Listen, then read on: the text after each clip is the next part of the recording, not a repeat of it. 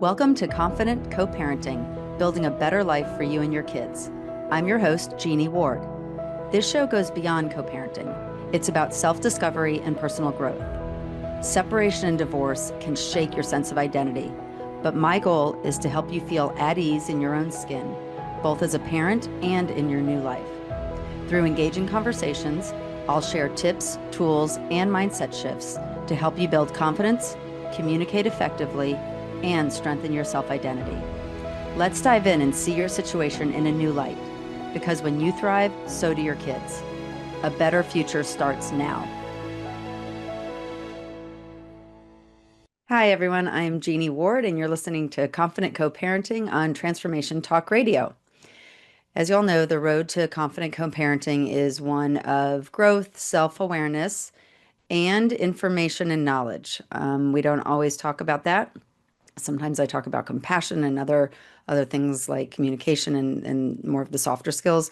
But today we're going to be talking about something that's so critical, which is having the right information, also building a strategy to help you move through your divorce as smoothly as well as intentionally as possible to help you get to that other side. Today, I'm really excited that I'm joined by Justin Milrad. He's also a certified divorce coach, and he's the author of You 2.0, Divorce: A Better Way Forward.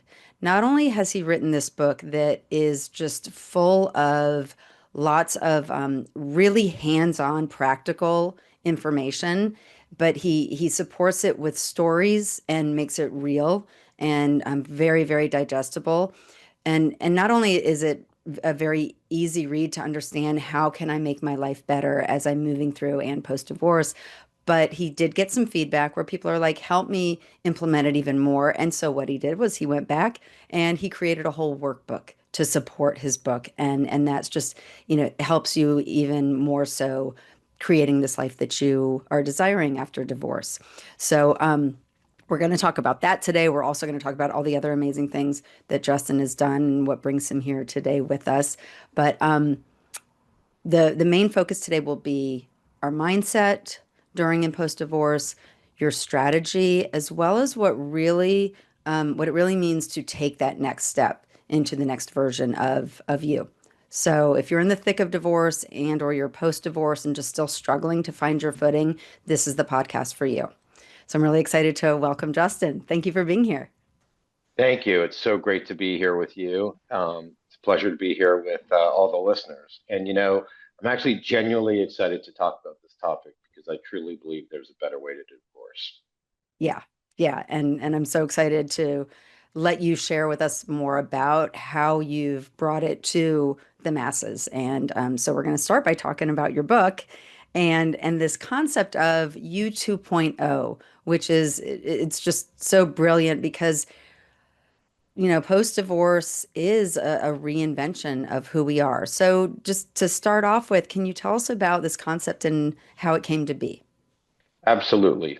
So the U 2.0 concept was born out of my own difficult, expensive, and exhausting 8-day jury trial divorce, which in hindsight never had to happen, never had to be that bad. My personal experience made me realize that there had to be a better way to divorce, not just for me, but really anyone going through that. And that became the core philosophy of the book.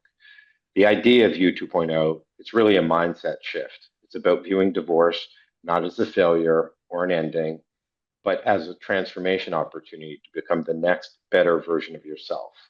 For someone whose identity is wrapped up in marriage, reinvention is a deliberate strategic rebuilding, emotionally, mentally, and practically, not just a passive recovery.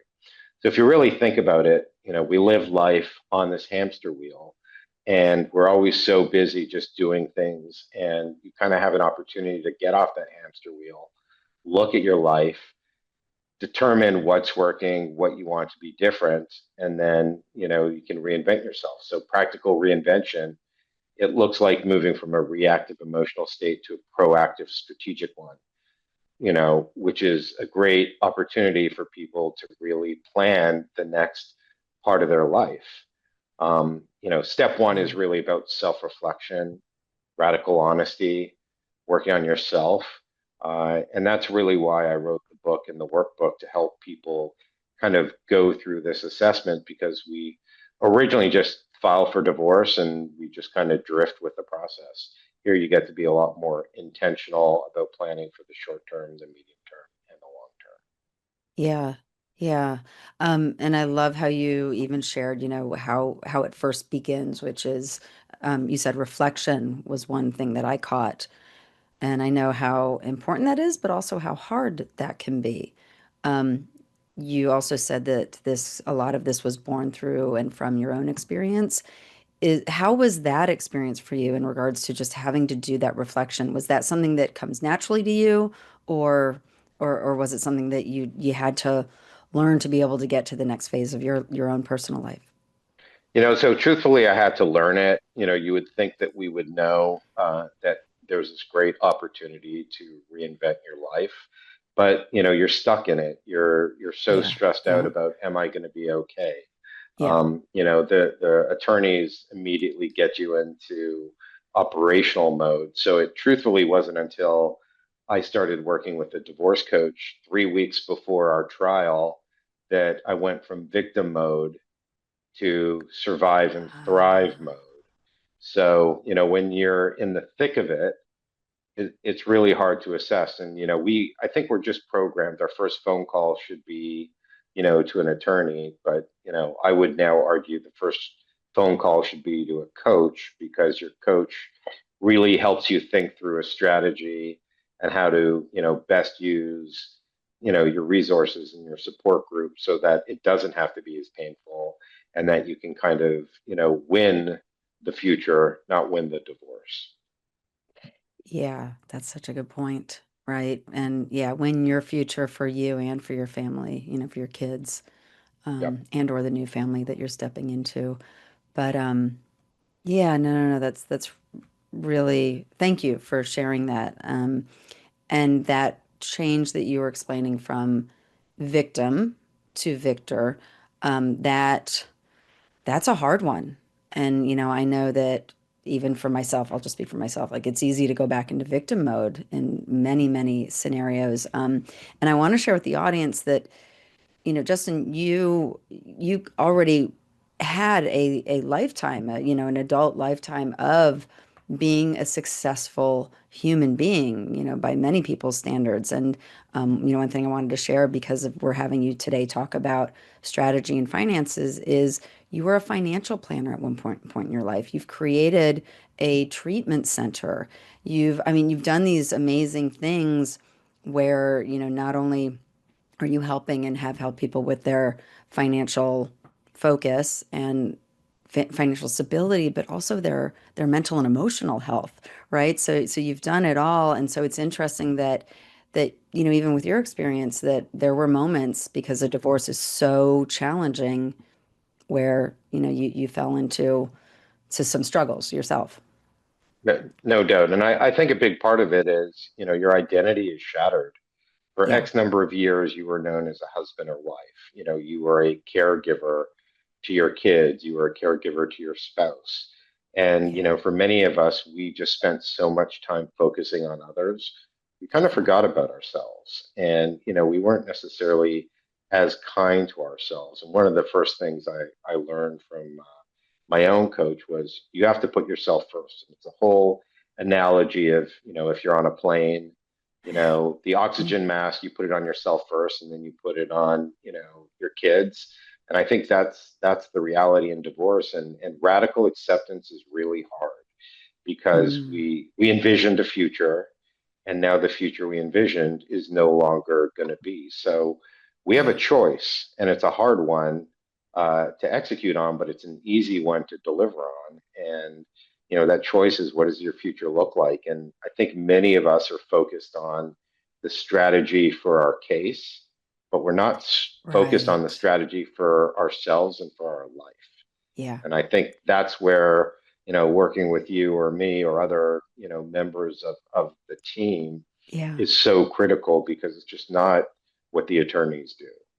Right, right. That's not their role, right? It's a team, right? It's the well-rounded team that Exactly. And that you helps need your someone. attorney.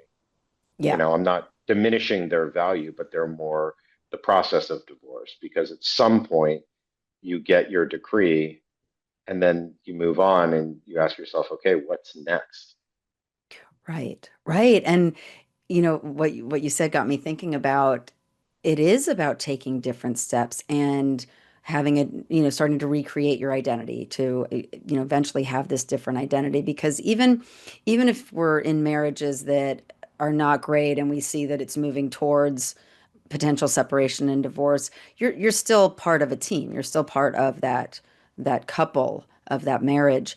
And now it's a new life of, I'm not in that situation anymore. And so I think what you also said is so important in regards to the air mask, put it on yourself first before the child. And so that's something that's probably a bit different for many people who are going through divorce and post-divorce, which is, I've had to focus and give to my spouse, my children, and now I'm being asked to shift a little bit. And that might feel a little weird for people because I don't think that comes naturally, especially for parents. And so, I think one thing I want to highlight is the are giving people permission to put yourself first, right? And making sure you're not neglecting your children, but when you're your best self, then you can be the best parent to your kids, which is what I think you're saying. No doubt. And I can speak from my own lived experience. I always thought I was a good dad, but I started taking care of myself, and then I started sleeping better and I had more energy, and I wanted to make every minute matter with my kids. And I had a sobering moment when it's really two moments. The first one was I saw a statistic that said we spend 90 to 95% of our time with our kids by the age of 18. And I was thinking to myself, whoa, this divorce could take years, but I'm not gonna let it impact my relationship with my kids. And the other thing was I was on a webinar and I was listening to someone who was talking about the number of vacations he has left with his kids. He had a 14-year-old and he had younger kids, but he said, I only have maybe four more winter breaks with my child. And time is precious and it's perishable. So, you Yeah. know, we got to make decisions today that impact tomorrow, but also don't be the victim. Yeah. Yeah. Excellent. And with your book and workbook, it helps people step out of that victim role, right? And become the victor. So yeah, I definitely encourage everyone listening here to look into Justin's book and workbook, and we'll tell you a little bit more later of how to get that. So I want to focus in a little bit more right now, talking about those two strengths that I brought up of your experience with finances as well as strategy, two things that are critical in divorce.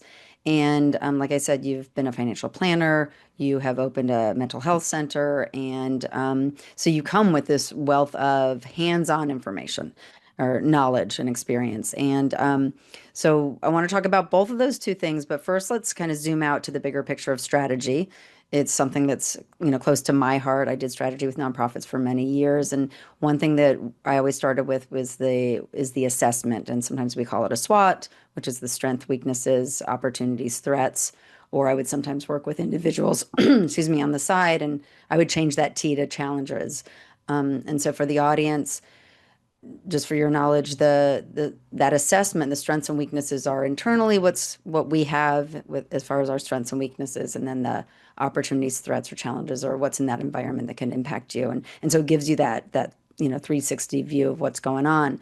Um, I want to ask you, Justin, for someone going through divorce and looking at a similar initial assessment of their situation, both for themselves and their external environment, how can someone do an assessment like that?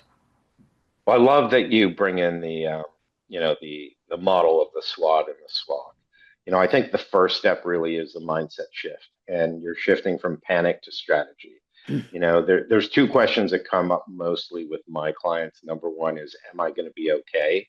And that's related to the finances. And the second one is about parenting. Am I going to get along with a co-parent? And I think with a lot of Mm, thought and strategy early on, you can architect that work. So, you can't make smart financial decisions when you're operating from a place of fear, which is a big part of the foundation of the U 2.0 philosophy. So practically, first thing you do is you gather and organize your financial documents.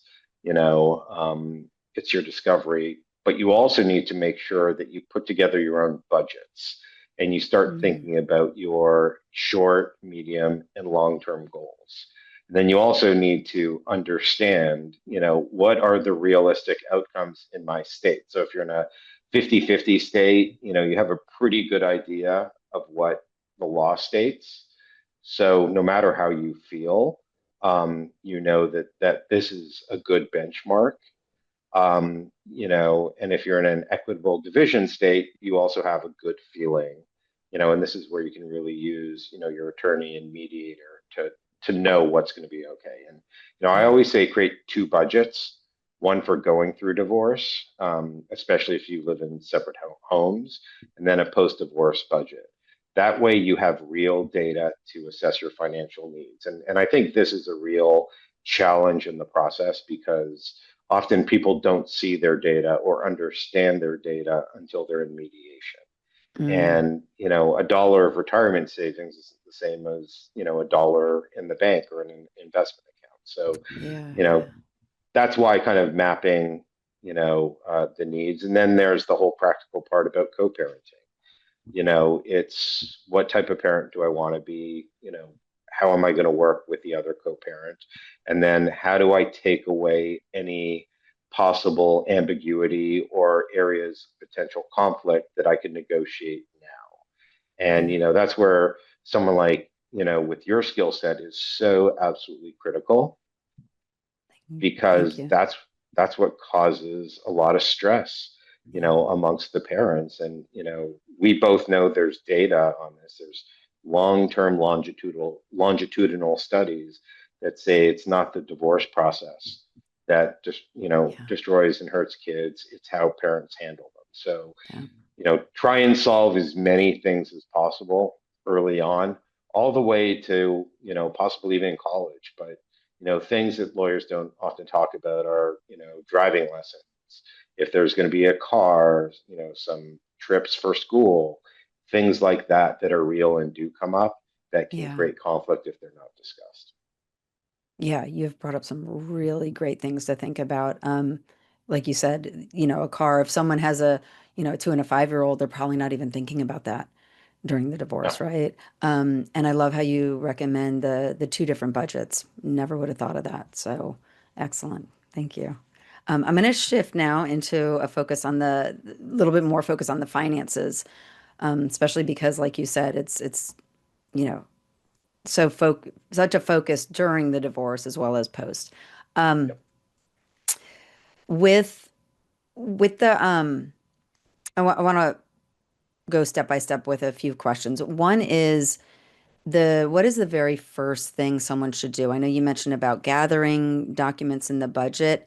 Are there any other things that you recommend from the get-go that someone should and needs to do when they're preparing for divorce? Yeah, I think they need to understand what premarital assets mean. I think they need to create a marital balance sheet. I think they need to understand tax implications. If they have insurance policies, if they have any trust, they need to understand the uniqueness of each item and then also kind of determine the value for them. I often tell my clients that, if they can afford to, don't trade out your retirement, for something of today if you don't need it, because, you may have 30 years of compound interest and it may Mm, only be worth $100,000 today, but it might be worth, $300,000 in 30 years. So really to think about, long term. Also, there are often things that are, missed, like cryptocurrency, mm, things that don't have liquidity value, um, like maybe some art, or some other collectibles. And, there's always an opportunity to come up with a creative trade if there's something that's really important to you, and also to really try and separate the emotion from the practicality of what it Yeah. is you're dividing. Yeah. And how can someone do that, especially when this is all just starting and it is so emotionally overwhelming and they're just flooded with emotions? Any tips to help them with that? Yeah, so you have to look at this part of the divorce as the business part of the divorce. So it's all about the numbers, it's about the spreadsheets, it's about the real, financial values in your marital balance sheet. And um, this is where the budget comes in so importantly, because you have to determine what what it's going to cost to live, what do you need, and you may or may not get there, but you also need to consider, well, am I going to spend another $30,000 of legal fees because I want to be right, for $10,000 of value. And I'll tell you, this is where my ex and I really failed. We spent crazy amounts of money just to prove the other person wrong. And, in Mm, hindsight, it was probably the dumbest thing we could have ever done. And, this is money that could have gone to our kids or gone to our yeah. everyday lifestyle. Yeah. Yeah. Um, and hopefully, others can learn from your unfortunate mistakes, right? And I love that you have this knowledge and experience. And what I'm hearing is that when individuals come to you for coaching, that's something that you can focus on in regards to, how to think through, like you said, tax implications and all of that. Because those were the things I know in my divorce. I had no clue. I was so intimidated and overwhelmed, and probably should have gotten support from a professional, but didn't even know where to turn. Can you talk a little bit more about how you support people with all of that knowledge and Yeah, information? no, absolutely. And I don't act as the attorney, and I do recommend that people work with their CPAs or they get, a CDFA or a financial planner, but I look at things. So, in one example, I looked at one of my clients' marital balance sheet, and we were able to identify almost $750,000 of premarital assets that his attorney was never really, he didn't ask the right questions. Mm, So things like that, using real data, doing some modeling of, a lot of people are very emotional about the house. yeah, Um, but they don't necessarily want to live there, but they're worried about the value that can go up on the house. And you kind of, a perfect model would be, the typical real estate appreciation versus the stock market appreciation. And when you show real data and real numbers and you compound over a period of time, they have their aha moment of saying, oh, well, maybe I shouldn't own, an asset that requires a lot of maintenance where I have to pay property yeah, taxes and all these other things. And I'm better off, going with the long-term, financial investment of a portfolio. wow, So yeah, the real data is a very important part of the discussion. excellent. Oh, that's so important. Yeah, yeah, I'm so glad that you shared that. Thank you. And that was a great example of how you can help someone think through all of that. Yeah, So, and sorry, I just want to make one yeah, more point on that. So, like, understanding the future needs of you and your family is really critical, and that's something that I can help people map out. So, if they have, a desire for their kids to go to private school or go to, have a certain pathway, if they're really engaged in sport or they have a child with special needs, I can help them understand and sometimes model these what if scenarios, yeah, which are really important to think about because you don't want to look back and say, man, I really, I blew the negotiation just because I wanted this done. yep, If it's going to take another 2 or 3 months and you're going to feel financially secure and you're going to do the right thing by your kids, then yeah, that's, time worth investing. yep, absolutely. Excellent. So, as we begin to wrap up, I would love to talk to you about your coaching work and your book and how it works in practice. Can you give us an example or a story, without giving any identifiable information, but someone, give an example of a client who's reinvented themselves based on your process? Yeah, absolutely. So one of my clients, Sarah, she came completely overwhelmed and paralyzed by fear. She was the stay-at-home mom, and she was starting from zero. She had a degree, and first part was really shifting her mindset from victim to CEO of her own life.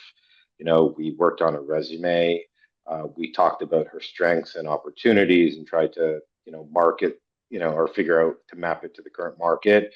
And she was able to find a job that paid what she needed, which we also kind of mapped out.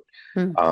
And it really empowered her because one of her goals at the beginning was, I do not want to have to rely on my ex for financial stability, because at some point she expected he was going to come back and fight alimony and child support, and she wanted to Okay. be completely self-sufficient. Yeah. Wow. And Excellent. by going through that process, she was no longer angry. She was focused on her future and Interesting. completely empowered. Yes. Yeah, that's such a good word, right? I mean, to be able to come through and out of a divorce feeling empowered, that's like a miracle, you know? That's awesome. Excellent, wonderful example. Um, so we're coming to the end. Is there anything that we haven't gotten to touch on that you'd love to touch on before we say goodbye? No, I just want to tell people that there is a better way to divorce. It's not about winning or losing, in the divorce. It's about winning your future. And I'd love for you to take a look at my book, U 2.0, or the workbook. Both available on Amazon. Or if you Okay. want to talk, you can go to my website at www.reclaimandreboot.me. And thank Okay. you so much for having me. Yeah, yeah. I'm so glad that you're here with us today and that everyone gets to learn so much more about how you support and help people. And I learned a lot too today, and so I'm really excited about that. So okay, so what I'm hearing is people can get your book on Amazon as well as the workbook. And then can you repeat again how people can get in touch with you? Because I know that you do also give some complimentary assessments, or tell us more about how people Yeah, can start so to work with you. there are a lot of tools on my website. Just visit www.reclaimandreboot.me. And you can schedule a 30-minute, free consultation. And I also just want to say, don't forget about co-parenting, because at the end of the day, our kids are our most important, investment. And, you're so good at what you do, Thank you. Jeannie, and it's often overlooked in the entire Yeah. process. And you want to Yeah. start right and you want to stay right. Yeah. And and thank you so much for saying that. And this is why I love that we all each have our specialty, our niche, and that we're, even though we're both divorce coaches, we have, we're complementary. We're not competitive. And that's what I want to make sure everyone knows, that, you all determine what your needs are, and there are people out here that are able to help you. So if you want to learn more about me, my site is confidentcoparenting.com, and you can go to the podcast tab to listen to this podcast again, as well as other podcasts, and you can learn more about me there. And as we end now, I want to thank everybody for listening. And until next time, I always ask that you take care of yourselves, your kids, and those relationships that matter most to you. Thank you, Justin, for being with us. And thank you, everyone, Like, for listening. thanks for having me. Goodbye, everyone.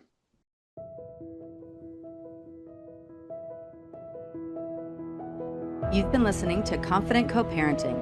Join me, Jeanne Ward, every second Wednesday at 12 p.m. Pacific on Transformation Talk Radio for more insights and practical strategies to support your co-parenting journey. Let's keep the conversation going. Connect with me on social media, subscribe to the podcast, and share it with those who could benefit. And if you or someone you know needs support, coaching can make all the difference. Visit confidentcoparenting.com to learn more. See you next time.